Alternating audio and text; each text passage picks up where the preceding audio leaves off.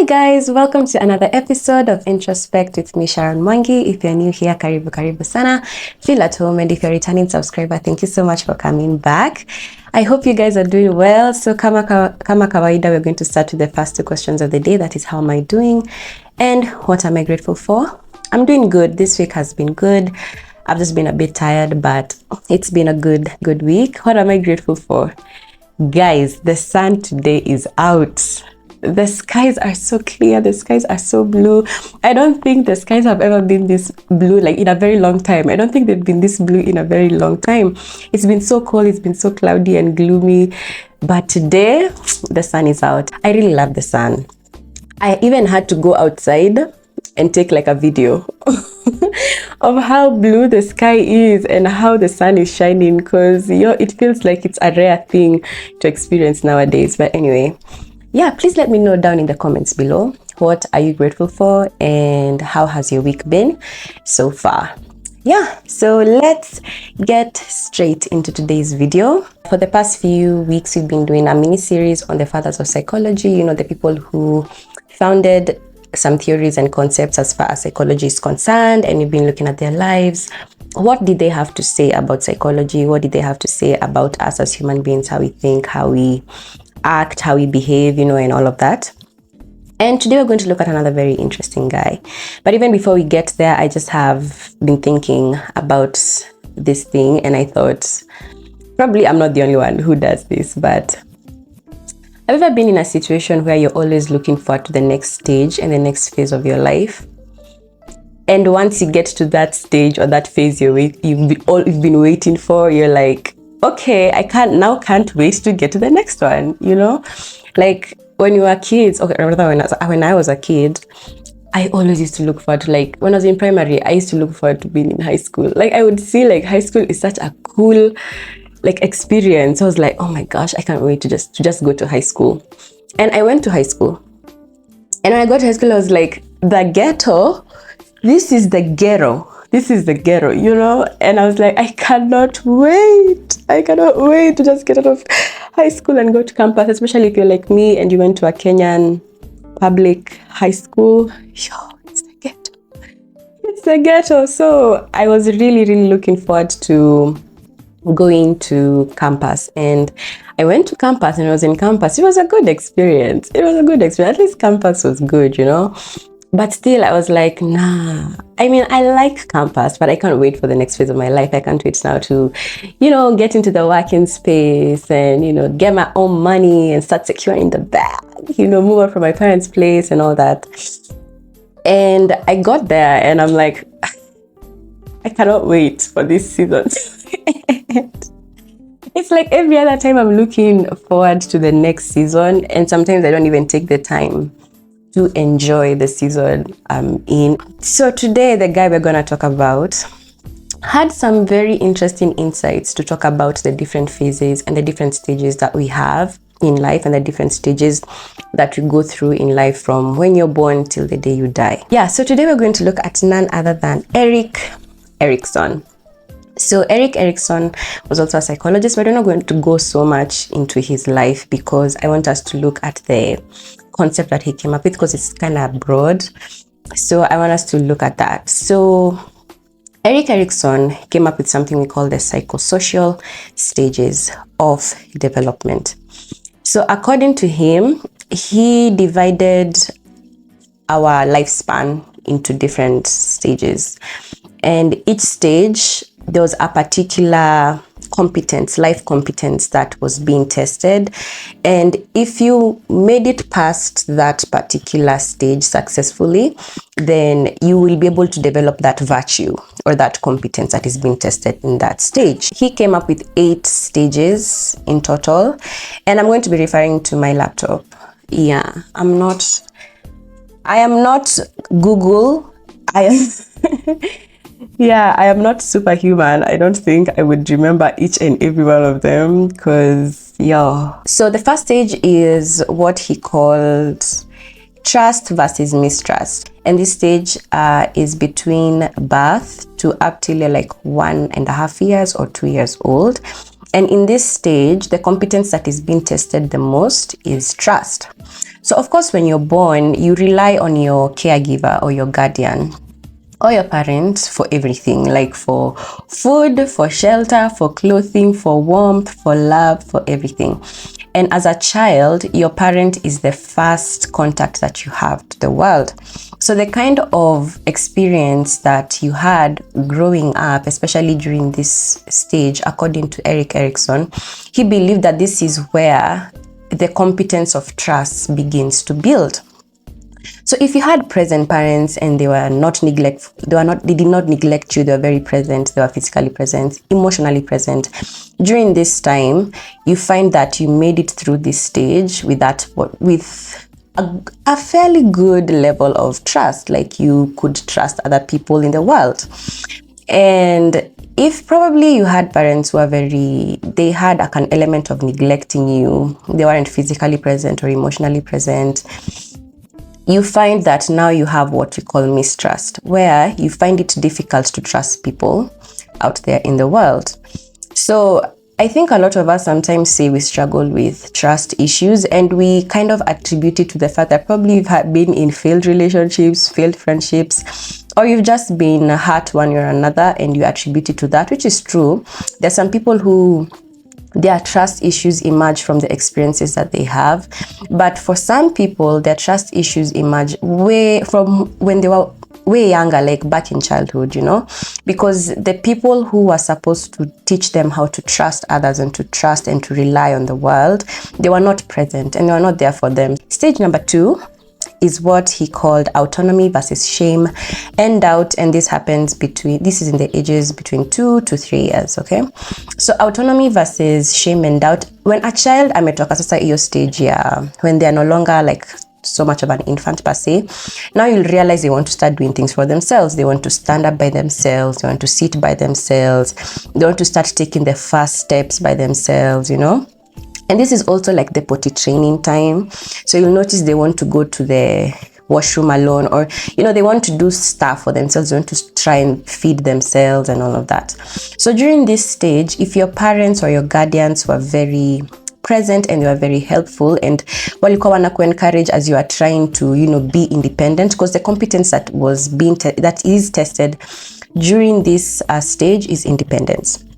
And you want to be in a point where you feel independent, like you can start to do things by yourself. You want to start making decisions for yourself. So if you go through this stage successfully with the help of your parents, they are not always condemning you when you make a mistake. You're trying things for the first time.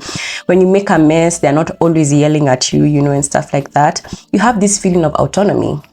You start to feel independent. You feel like you do not have to always rely on other people.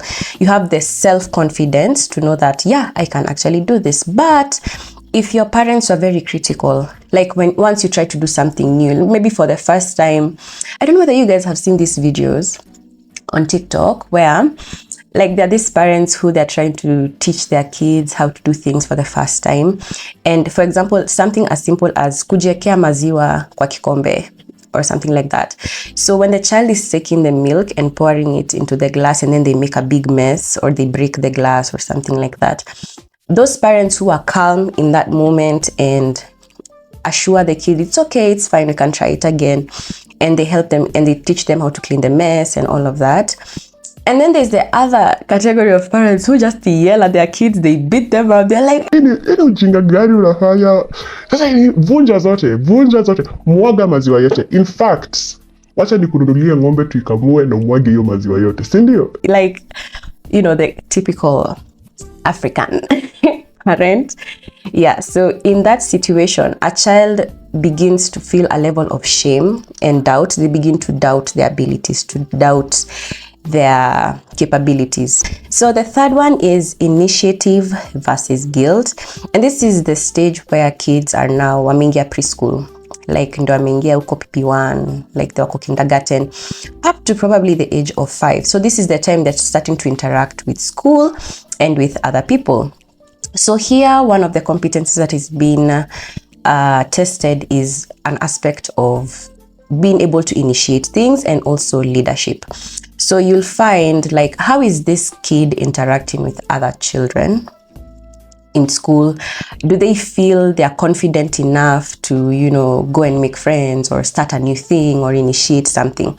But if a child is not given the opportunity or the platform to do that, then they have a feeling of guilt, like, oh, I can't do anything right. They do not have the confidence and the self assurance that they're capable to start new things and that they can initiate things and they can be leaders. Then we have the fourth stage, which is industry versus inferiority. Industry versus inferiority. This is now zile mtoto ametoka like preschool, now they're in primary school, all the way up till when they're like 11, 12, right? Just before adolescent. Now in this stage, this is the like intense now school period, now when the kid is now starting to, the conversation of academic excellence now starts to come up here, you know, like how are they doing in math, how are they doing in sciences, how are they doing in, you know, languages, humanities, and all of that. So in this stage, the way a child is received when they probably do not do as well in school or something like that is what will determine whether they will go through this stage successfully or not. So if a child is always made to feel like even though they have failed, they can do better next time, they can try better, and the teachers and the parents and the guardians in their life will be able to help them do better, then they feel like, you know, yeah, I have what it takes to do the best I can.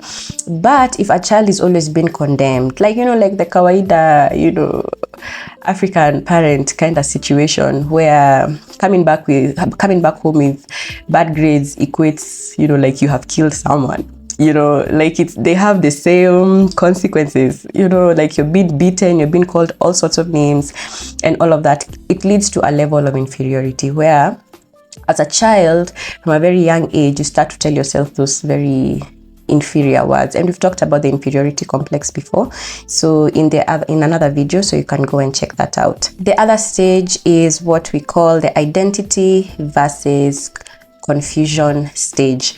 Now this is the adolescent stage. Do y'all remember how chaotic those years were between 13 to like around when you were 18?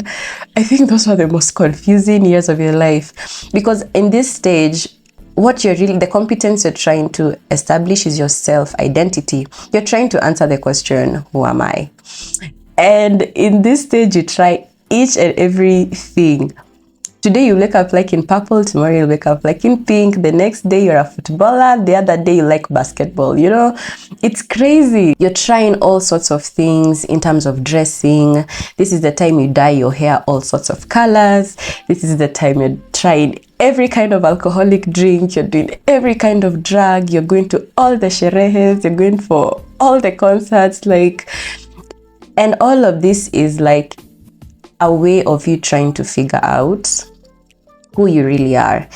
And according to Erik Erikson, as you do and as you go through this stage, if you successfully go through this stage, then it means you can be able to now, you are able to establish your own identity. Now, those people who probably do not have a successful time figuring out their identity during this stage, they end up having now what we call role confusion or identity crisis.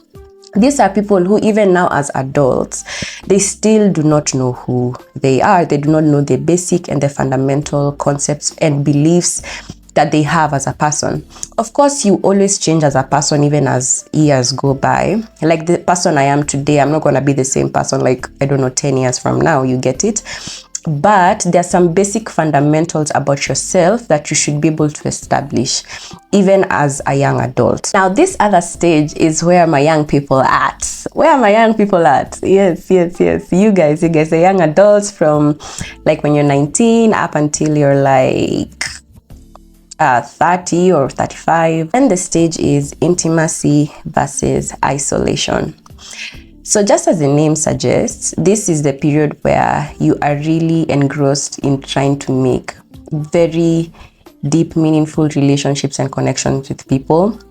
And this is not just like romantic relationships. Yeah, sure, that is one of the things that you really hope to establish, because the competence here that is being tested is love and that relationship, being able to be in intimate relationships with people, to have intimate connections with people, and not just intimacy as far as like relationships are concerned, like romantic relationships are concerned, but also in your friendships.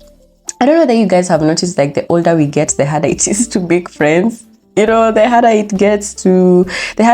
becomes to like make genuine friends, and to like, it's easier to make those friends when you're younger, as a young adult. Because from what I'm hearing, you know, I'm not old yet, I'm not in my 30s yet, but what I'm hearing is that even when you get now to your 30s, your 40s, your 50s, it's difficult for you now to meet just a stranger and now to start, you know, calling them, you know, my close friend. You know, like some of these friendships that we make right now in our young adulthood are the friendships that are going to carry us up until, you know, our old ages, up until death. Who knows, you know? So during this stage, according to Erik Erikson, if you are not able to find those relationships or make those relationships, make those friendships, find that person, you know, your person, ukikosa kupata mpoa during this stage, and of course it's subject to circumstance and situations, you know, yeah, that you feel a level of isolation. So those people who are not able to make good friends, or they're not able to establish a good romantic relationship in their early adulthood, they feel a level of isolation or loneliness to some extent, which is up for debate. Because have you seen the generation at this time round? Have you seen the Gen Z generation? Hey, everyone is independent now. Everyone is Miss Independent and Mr. Independent. I don't know what's gonna happen like 10 years from now, because I think in this generation, being single is being glorified more than, you know, being with a person. For sure, singleness is not a bad thing, for sure, but also I think we should not strive to be so single to a point where we do not make any meaningful, genuine connections with people. The next stage that Erik Erikson talks about is generativity versus stagnation. Now, this is the stages now between after your young adulthood, now uko in your 40s, up until like you're 65 years old or 70, hapo when you're unakaribia retirement, yeah? And during this stage, what matters most is being able to work your very hardest and to create that wealth, to build on your career. You know, that's what matters most in this stage, according to Erik Erikson, of course. According to Erik Erikson, this is the stage where you're putting your all. This is the time you're investing. This is the time you're unajenga nyumba. In the time unafikiria kununua mashamba and all of that. Of course, it is also subject to circumstance and also the generation and the era you're born in. Because I think like even in our generation as Gen Zs, there are people who are not even in their 30s, and there are people who already have started to work as hard, and they are owning huge properties, and they are building houses, and they are doing the most, you know, and they're really working hard. This is just a view from Erik Erikson's point. What he basically was trying to say is that during this stage, what you're really trying to do is build a good life for yourself and even for your family, for those who have a family. And the last stage is integrity versus despair.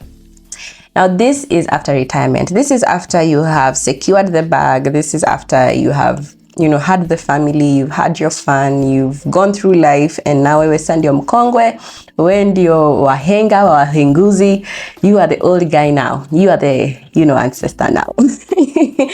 Yeah, so during this stage, it's a time of self-reflection in someone's life. Like, these are the days and the years where you sit down and you're like, how has my life been?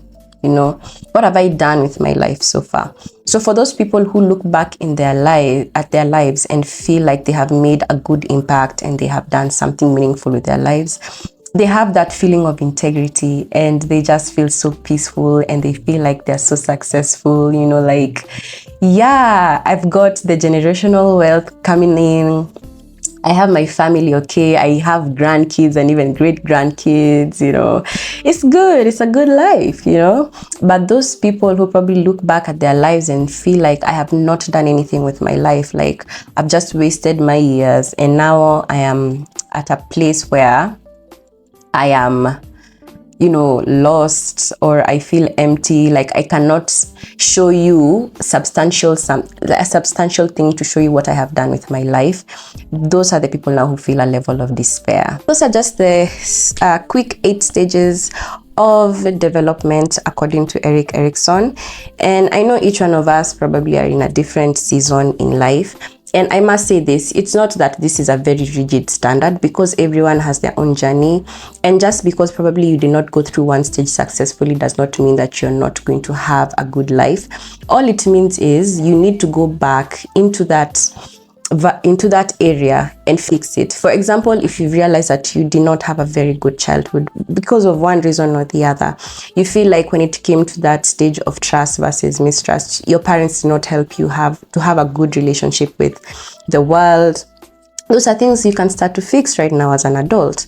That is why I advocate for therapy, because therapy is the most beautiful place and the perfect place for you to be able to build these competencies, just in case probably you do not have some of them, or you feel like you struggled in developing some of those competencies. So the introspection question for today is, out of these stages that we've talked about, which stage do you feel as a person you really struggled, and what can you do now to make sure that you get better and be the best version of yourself? Yeah, so that's it for today. So thank you so much for tuning in today. I hope you enjoyed. I hope you've learned something new, and I hope you go and share this with your friends or with your family. Also, just a quick fun announcement. The month of May is coming, and it is a very important month, because, you know, I'm a mental health girly. So May is Mental Health Month, and the team and I are planning something really fun and really amazing for you guys. So please prepare yourself, okay? Prepare yourself, because the month of May is about to be a blast. So get ready and also get into that mood, you know. And if you have any questions, please feel free to DM me on my personal platforms. On Instagram, that is mwangi.sharon, or on TikTok, mwangi.sharon as well. Or you can even just drop a comment here on the comment section, and we will respond to it. The team and I will do our very best to see how we can work around it. That's it for today. Have a wonderful week ahead, and I hope to see you in the next video. Bye!